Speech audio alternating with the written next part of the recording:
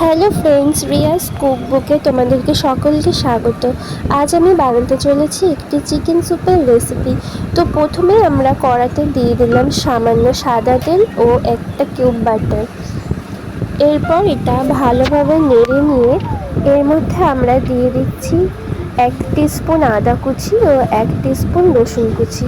এরপর ভালো করে নেড়ে নিয়ে এর মধ্যে আমরা দিয়ে দিলাম আগে থেকে ধুয়ে রাখা চিকেনটা দেওয়ার পর আমরা ভালোভাবে নেড়ে চিকেনটাকে হালকা ভাজা ভাজা করে নিয়ে এই পর্যায়ে আমরা দিয়ে দেবো হলো স্বাদ মতন লবণ।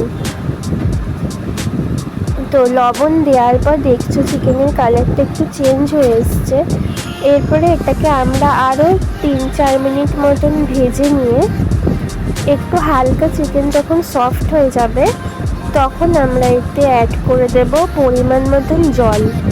তা তোমরা তোমাদের পরিমাণ মতন জল দিতে পারো। তো দেখো চিকেনটা মোটামুটি রঙটাও চেঞ্জ হয়ে গেছে। আমি এখানে অ্যাড করে দিলাম ছোটো মগের 2 মগ মতন জল। তো জলটা অ্যাড করার পর আমরা চিকেনটাকে ভালোভাবে মিশিয়ে নিয়ে এটাকে আমরা 10 থেকে 12 মিনিট মতন ফুটিয়ে নেব। এরপরে আমরা চিকেনটাকে স্যুপ থেকে আলাদা করে নিয়ে গ্যাস অফ করে চিকেনটাকে আমরা ভালো মতন ছাড়িয়ে নেব। আমি এখানে চিকেন গরম বলে কাটা স্পুন দিয়ে ছাড়িয়েছি, তোমরা এটাকে হাত দিয়েও ছাড়াতে পারো। তো চিকেনটাকে ছাড়ানো হয়ে গেলে আমরা ফিরে আসলাম গ্যাসের সামনে। এরপর দেখো চিকেনটা ছাড়িয়ে যে রেখেছি অলরেডি।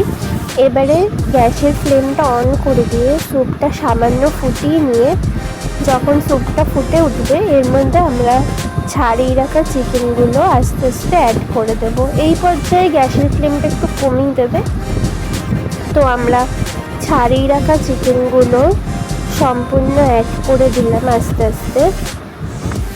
এরপর চিকেনগুলো দিয়ে দেওয়ার পরে আমরা এটাকে আবারও ভালো মতো করে মিশিয়ে নেব। এবার যেহেতু চিকেনটা আগে থেকে আমাদের সেদ্ধ করাই আছে, তো এখন আমরা এটা 3-4 মিনিট মতো আরও ফুটতে দেবো। তা 3-4 মিনিট পর দেখো ভালো করে আমাদের চিকেনটা ফুটে উঠেছে। এরপর অ্যাড করে দেবো 1 স্পুন মতন ভিনিগার। তোমরা তোমাদের পরিমাণ মতো ভিনিগার অ্যাড করতে পারো। তো ভিনিগার দেওয়ার পর আমি এটাকে ভালো করে নেড়ে নিয়ে তার উপরে আমি দিয়ে দেবো হচ্ছে 1 স্পুন মতন সয়া সস। আমি এখানে ডার্ক সয়া সস ইউজ করেছি। তো ভিনিগার, সয়া সস এগুলো সবটাই তোমরা তোমাদের পরিমাণ মতন দেবে, যেন খুব বেশি না হয়ে যায় আবার খুব কমও না হয়। তো আমি আন্দাজ করে এখানে অ্যাড করে দিলাম।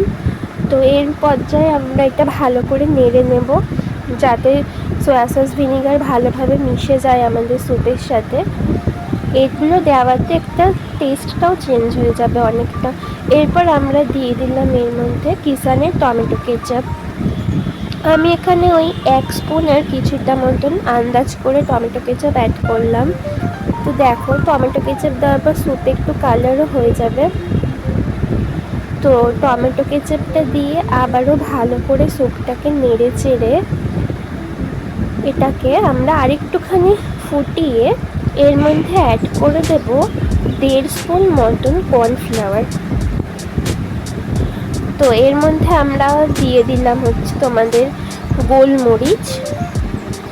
গোলমরিচটা দিয়ে ভালো করে স্যুপটাকে নেড়ে তোমরা শাহি মরিচও ইউজ করতে পারো, আর শাহি মরিচ না থাকলে গোলমরিচ। এইবারে কর্নফ্লাওয়ারটাকে আমরা বলেইছিলাম 1.5 চামচ মতো কর্নফ্লাওয়ার নিয়েছি। সেটাকে আমরা নর্মাল রুম টেম্পারেচারের জল দিয়ে ভালো করে গুলে স্যুপের মধ্যে আমরা অ্যাড করে দেবো। একটু সামান্য স্যুপটা একটু ঠিকও হবে আর টেস্টও ভালো আসবে। এবারে আমরা কর্নফ্লাওয়ার অ্যাড করার পর একটা ডিম আমরা ফেটিয়ে নেব। তো আমি একটা বোলের মধ্যে একটা ডিম ফেটিয়ে নিলাম। তো ডিমটাকে ভালো করে ফেটিয়ে নেওয়ার পর আমরা গ্যাসের ফ্লেমটা একটু কমিয়ে আস্তে করে ডিমটাকে স্যুপের মধ্যে অ্যাড করে দিচ্ছি। দেখো আমরা ডিমটা স্যুপের মধ্যে অ্যাড করে দিলাম। এই পর্যায়ে আমরা ভালো করে স্যুপটাকে নেড়ে নেব। ডিম আমাদের দেওয়া হয়ে গেল। এরপরে আমরা ভালো করে স্যুপটাকে নেড়ে চেড়ে গ্যাসের ফ্লেমটা একটু সামান্য মিডিয়াম টু হাই করলাম। এরপরে আমরা স্যুপটা ভালো করে নেড়ে নিলেই আমাদের একদম দোকানের মতন ঘরেই আমাদের রান্না হয়ে যাবে চটজলদি রেস্টুরেন্ট স্টাইলের মজাদার চিকেন স্যুপ। তো দেখো চিকেন স্যুপটা ভালো করে ফুটে উঠেছে আর আমাদের চিকেন স্যুপ একদম রেডি।